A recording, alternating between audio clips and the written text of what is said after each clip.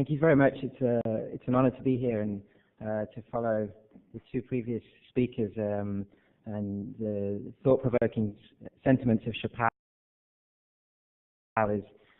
Hopefully I can do it justice and carry on. And I want to sort of bring actually get a little bit more of a focus down on country level and project level where we're working. And this is going to focus in a little bit more on South Asia.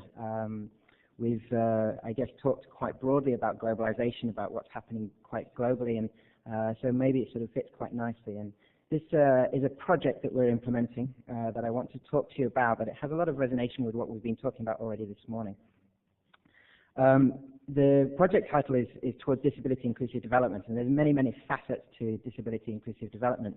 So we're focusing in on the rehabilitation element in this project, recognizing that education, that livelihoods, that empowerment, that other governance is just as contributory towards disability inclusive development. And I'm going to focus even further down on that. We use a sort of health system strengthening approach in this project of strengthening the rehab sector. And this is a component about the health workforce and about professional education of the rehabilitation health workforce. So it's really quite getting focused in, has been the new innovative approach that we've been trialing.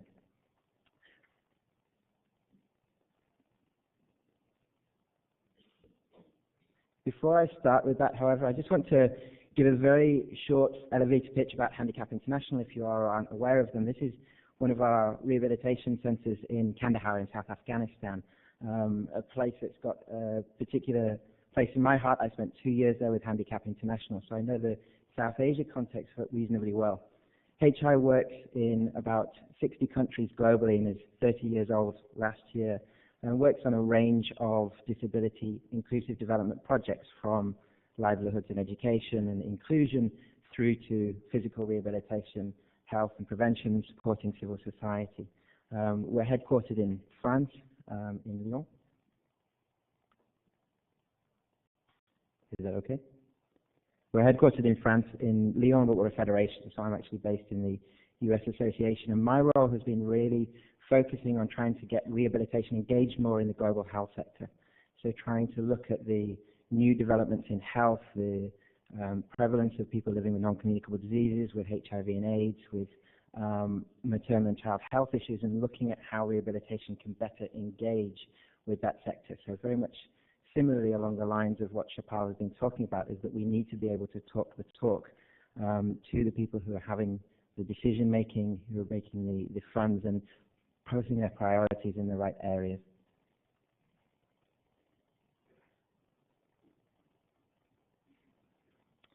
Focusing on South Asia, this is a map taken from our website, and we work in 6 countries in South Asia.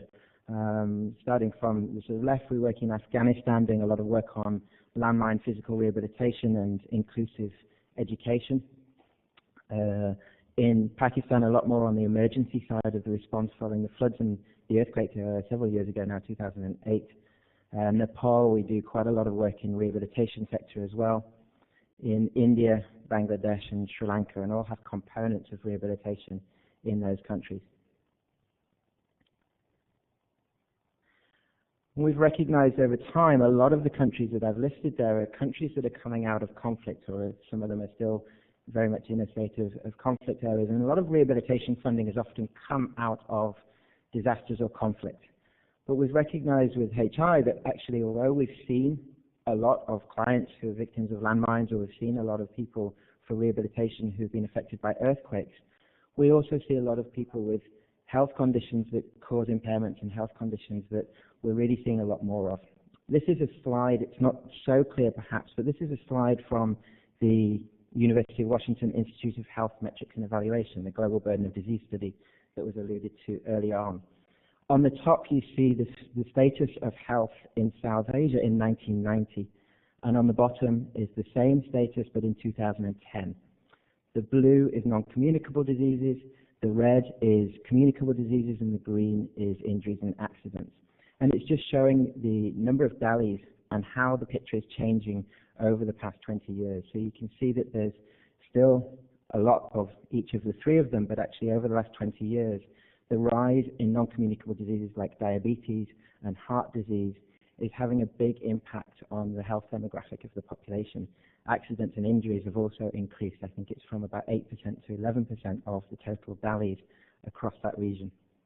If you haven't seen these visualizations, just on a side note, if you haven't been on the IHME website, I'd really, really encourage you to do so, because it's just a wealth of great data, but data that is presented so easy to access and look at like this. So it's a fantastic bit of innovation and technology to be able to not just collate all that information around the world, but also present it in a way that can be really easily accessed by region, by country, by globe, by sex, by age, by all sorts of different variables. I wasn't paid to plug that, by the way. So focusing in down on the project that I want to talk about, we chose 4 countries in the 6 that we cover in South Asia to be part of this regional rehabilitation project. So Afghanistan, Orissa in India. Orissa itself has a population of 46 million people, so it's like a country of anywhere else, and that's only the 11th largest state in India. So in and of itself, India is almost like a continent to work in and amongst. So we chose 1 state in India, Bangladesh, and Sri Lanka as part of this project. It's running for 3 years, which is coming towards the end. We're in the last 10 months of the project now, and it's been funded by the EU. And there's 3 real interconnected target areas, and I'm just going to talk about one of those areas today. But the 3 areas as an overview. There's really working at a community level, improving practice. HI has a focus on improving access to service, and we recognize that access to service has to be done through 3 major user groups. So there's the users of services themselves, there's the providers of services, and there's the decision makers. Similar again to what Chapal was alluding to, and we have to engage with each of those 3 in the right amount in order to ensure that services are accessed. So this first goal is really about the service user level and trying to get improved rehabilitation services within the community. So looking at a community-based rehabilitation approach, but focused on that matrix down on the more physical rehabilitation assistive technology line. We undertook a CAP survey. It's not very clear on the picture here. It's on the font at the bottom, but a CAP survey, knowledge, attitudes and practice survey.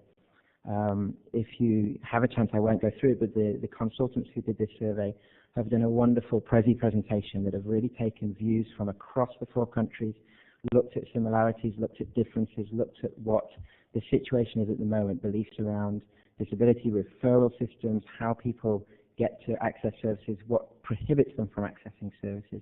And it's all been condensed into a wonderful presentation that you could go through for a good few hours and get a whole wealth of information. And I think the key element of this was trying to compare countries together. What actually do they have in common, rather than just focusing on a one-country approach. The second aspect was working through policy and practical guidelines, so thinking of this decision-maker level and working on mapping who is doing what where, and trying to work with the relevant ministries, the relevant lead authorities, to have an action plan and a vision for the rehabilitation sector, or taking what is already in place in that area, in that state, in that region, and seeing if it's still relevant and how are we moving with the times. So you can see it's an enormous project, and I only want to focus in on one part of this third goal, which is really about improving the capacity, knowledge and coordination between the rehab professionals that exist in those 4 countries. And there were 3 main aims for that goal. There was to develop some core trainings, there was to undertake regional experiences and facilitate exchange of knowledge between staff and have exposure visits and exchanges, so that people in Afghanistan can experience what people in Sri Lanka are doing, or people in India can exchange with Bangladesh, and so we can get some cross filtration of practices, good practices, lessons learned, and move people forward. And then finally, developing a plan for the future as well, so looking at a survey between the interdisciplinary practices and seeing what the realistic process is for the way forward, whether it's task shifting, building those bridges between institutional-based and community-based practices, and looking at the right approach for the different countries. I'm only going to focus in again on one of those first ones. So I want to focus in really on the 15 core trainings that we've been doing. And this is a model that we've been trying to develop. It's a pilot that we've not done before, and we're quite excited about it. It's an innovative approach that HI has started to do around looking at continuing professional education for trained rehabilitation professionals in those areas by facilitating North-South and South-South cooperation. In order to do that, we knew that we had to get down to sort of some of the key actors. We had to identify, and part of that CAP study that I talked about was identifying who the major actors were. And we've engaged with 15 rehabilitation professionals, and I should say training institutes as well there, across the 4 areas that I talked about before. So we're really trying to get the buy-in of the member associations, of the professional associations that own the profession in that country, and get them to sort of really own the process. We've reached out to 289 rehab professionals, and the plan by the end of the project is to get about another 70 more, so get up to 350. We've reached into governments and health departments on the policy level, but also trying to get them to engage in the continuing professional education. And we've also found experts from the South, experts from those 4 regions to develop modules on the professional education, but also experts from the North who can input into the South as well, not in a copy-paste model, but having a appropriate system of learning for rehab professionals. All of that is encapsulated in a website that I'm going to try to go to in a second, and it's called rehabmonitor.org. Anyone can go to this website, and there's elements of it that are, I won't go to it just yet, sorry. There's elements of it that are for members only, so when the professional associations reach out to the professionals that are as part of this, then they can get the password and access. But other elements, the latest news from the region, rehabilitation sector in that area, are all sort of collated on this website. So it's almost trying to be a one-stop shop for rehab professionals in South Asia.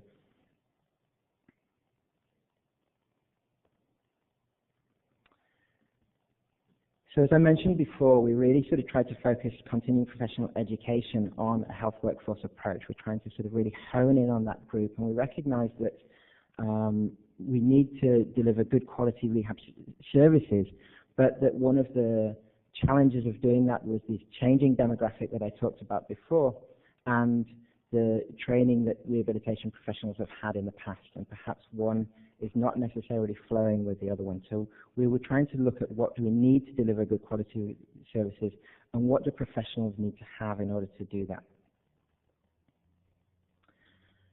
We also recognize these changing needs, and we sort of realized that a lot of focus historically, and a lot of our focus as Handicap International has been on training new staff, trying to meet the demands on the ground, and perhaps that came at the slightly ignoring the existing staff that we're going through and then leaving them to manage on their own. I remember when I trained as a physical therapist, the first words when I graduated were, you've got an empty toolkit, and over the next 20 years you'll start to fill it with tools.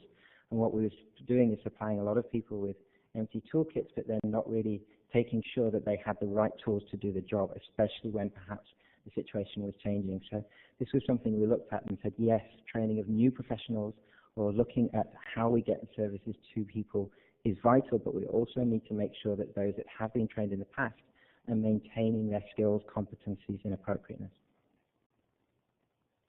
We also really wanted to give a clear role and reinforce the role of professional associations who are separate from the decision-making bodies, and sometimes it can be a challenge for professional associations to have a place and have the ear of governments and really sort of try to reinforce policies. So coming through CPE was one way to be able to try and reinforce to do that. So where are we right now? We're developing 15 modules, and actually this is a prime time to be talking to you because they're all going live in the next 3 months. So 2 are live right now, and another 8 are going to be put live by the end of August. These are modules that are going to be on a Moodle platform, so slightly different to the live Blackboard platforms that we talked about. The idea is really that rehab professionals who have gone through their professional association can pick and choose a module that is suitable for them. We've got a range of modules, and I'm going to bring up the website in a second and show the different modules that have been developed. And they've been developed, again, by people in the south who are experts, or people in the north with collaboration of actors in the south. Some of them are very discipline specific, some of them are broad rehab management specific. So the idea is that it's not a course to go through all 15, but actually it's a continuing professional education course that you can take on your own and depending on what your skills, interests are. Could I go to the website? Would that be all right? I can do it from here.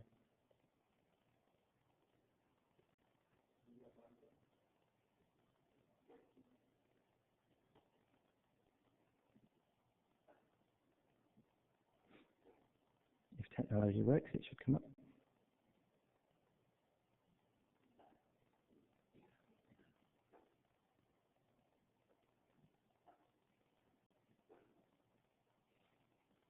Is there a way to get the images?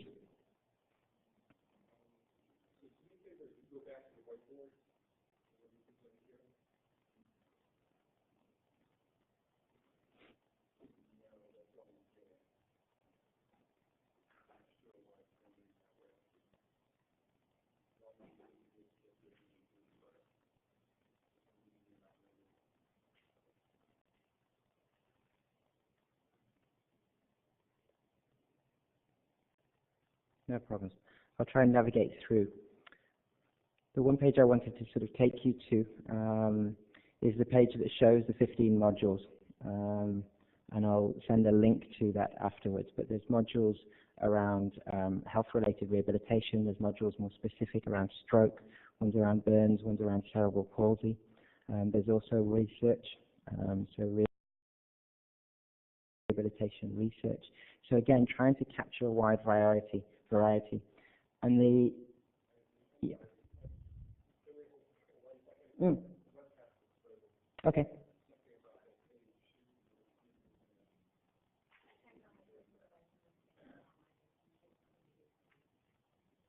Okay, interesting. You've got it.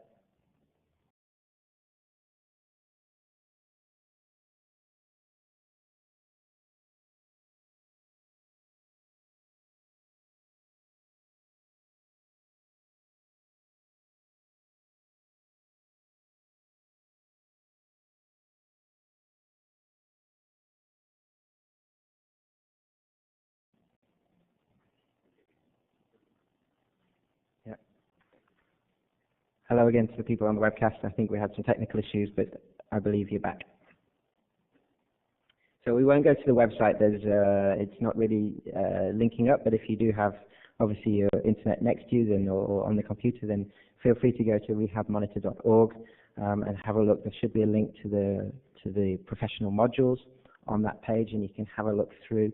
There are also several YouTube videos of the modules that are either in process and about to be hosted online, or have already been put online.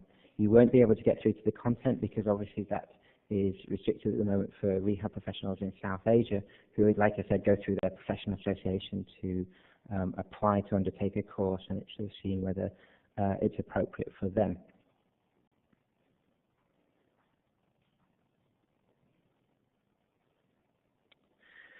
Once a module has been developed, we have what we call a training of trainers. So we link up across those countries with identified personnel who are going to take a lead on that course.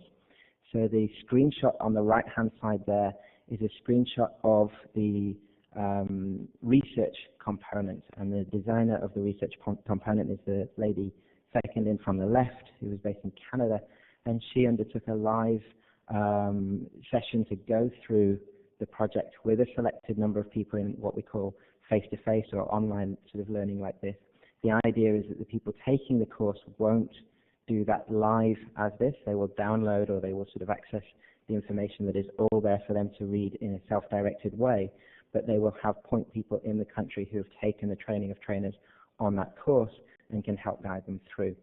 So the idea is first a pool of experts are developed in country, and then a lot of people can then have further access to that.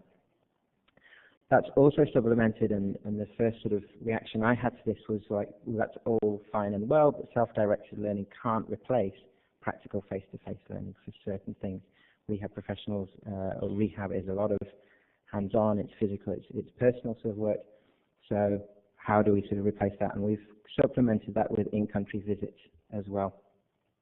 So being able to sort of work on stroke in Sri Lanka, for instance, or CP in Afghanistan, ISPO came and delivered 2 trainings to people around the module that was on there, so to supplement that learning from the module.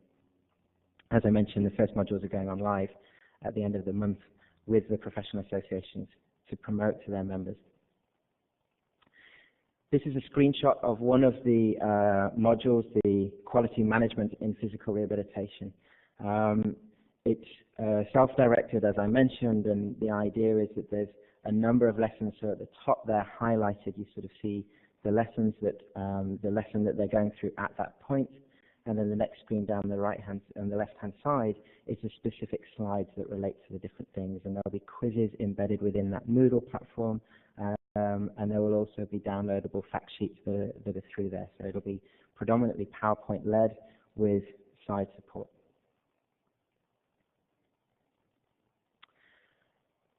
With something like this and something brand new for us to do, it's been a lot of challenges and limitations. Funding, as with everybody, is always a challenge, and we've had a very small budget to do what we've been doing. So when we put things out to tender, some of the offers for sort of developing the training were 4, 5, 6 times higher than we had a budget for. So we had to really try to work within our means, and that meant there were some challenges. We also recognize that whilst there was a lot of similarities between the 4 countries, there's also different standards and different practices between the 4.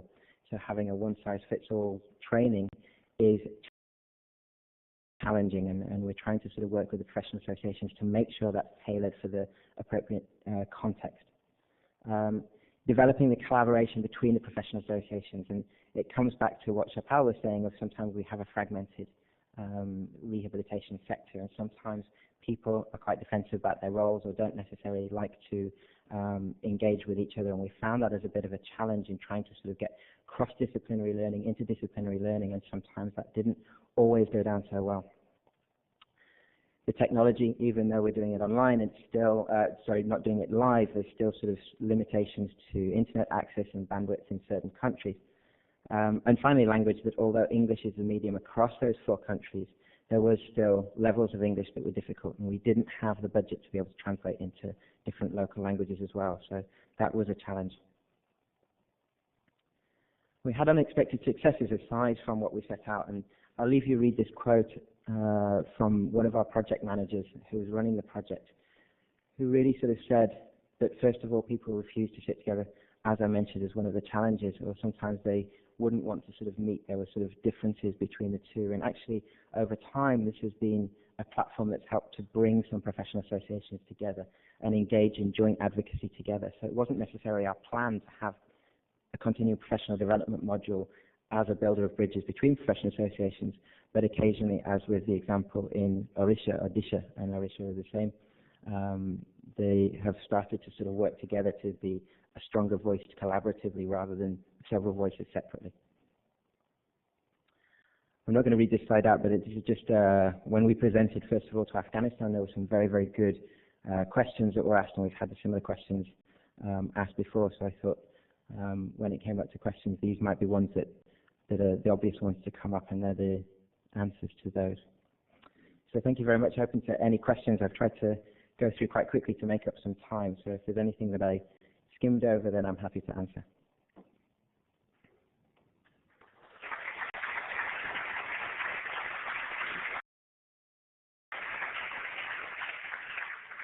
Thank you, Antony. Any questions?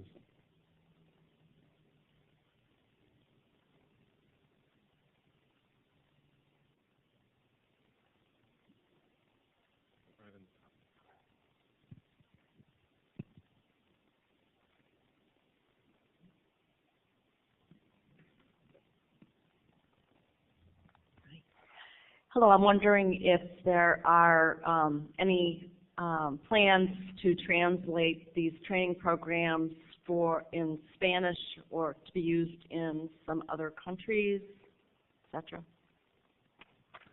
It's a great question. I think we'd love, we sort of really felt it was a pilot. We wanted to see how it would go in South Asia initially, where the medium had a sort of common language. We don't work so much in Spanish speaking areas in Latin America.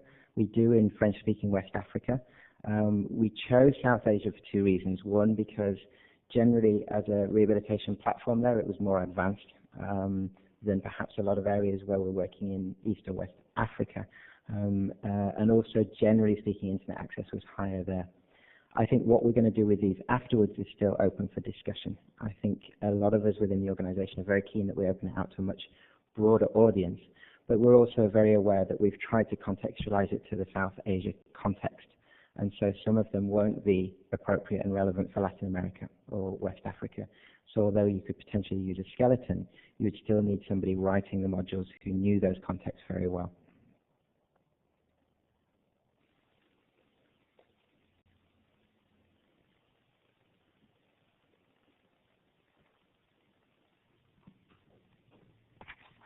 Marian McGowan from Prosthetics Outreach Foundation. Thank you for your presentation.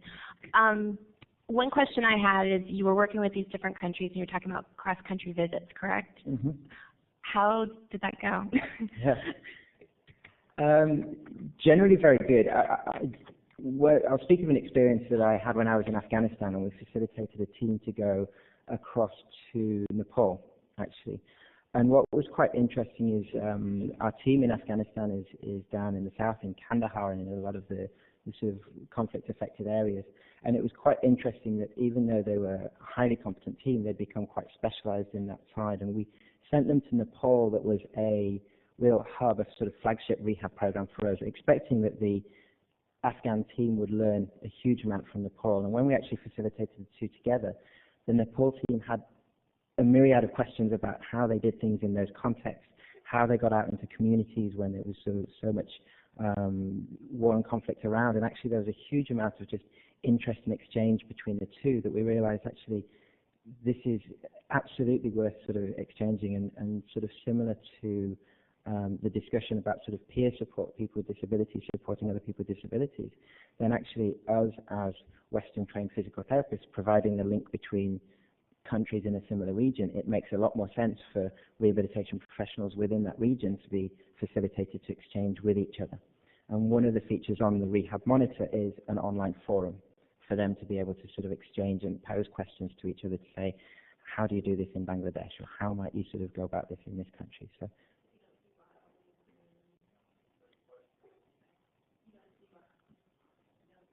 Rivalry? Oh, very good. You don't see rivalry between them, or I mean, have you had to deal with that aspect of it all? That's a good question. It's not something that's been brought to my attention that there's been sort of friction or rivalry between them. No, I think more it's of interest. I think sometimes before it happens, people can be a bit wary. Everybody's got so much work on their plate that they feel I can't go away for 2 weeks and sort of just do this. And so there's a little bit of, or if you're the hosting country, to sort of have to sort of show people around or sort of do that and take time out of your own work to be able to facilitate. There's always that slight reluctance, but then I think once you're in that sort of situation, everybody just embraces it and realizes they've got a huge amount to learn from one another. We have a question from So we have a question from Linda Faye Lehman, and she's interested to know if in your TOT you include nurses or community health workers, volunteers. That's a really, really good question. At the moment, no. I think community rehabilitation workers, if ascertained by the professional association that they were at a level to be able to sort of do that, then we would sort of certainly consider that and we'd take that on. But at the moment, it's aimed at existing rehabilitation professionals and extending their levels of professional skill and competencies. But I think it's something that we would seriously consider if we felt that could be a platform that extended things to a broader range of health professionals that could really engage in sort of task shifting and providing rehab to a broader range of population.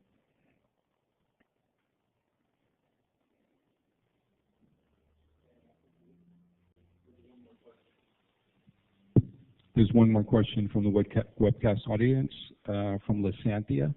I would like to know more about what's being done in Sri Lanka. Could you give me a link or someone to contact in the Handicap Sri Lanka office? Of course I can, yeah. probably the best way to do that is if you send me an email. So I'll make sure that my email is given to you. I haven't put it on this, but I'll make sure I give you my email and I can link you up with the Sri Lanka team.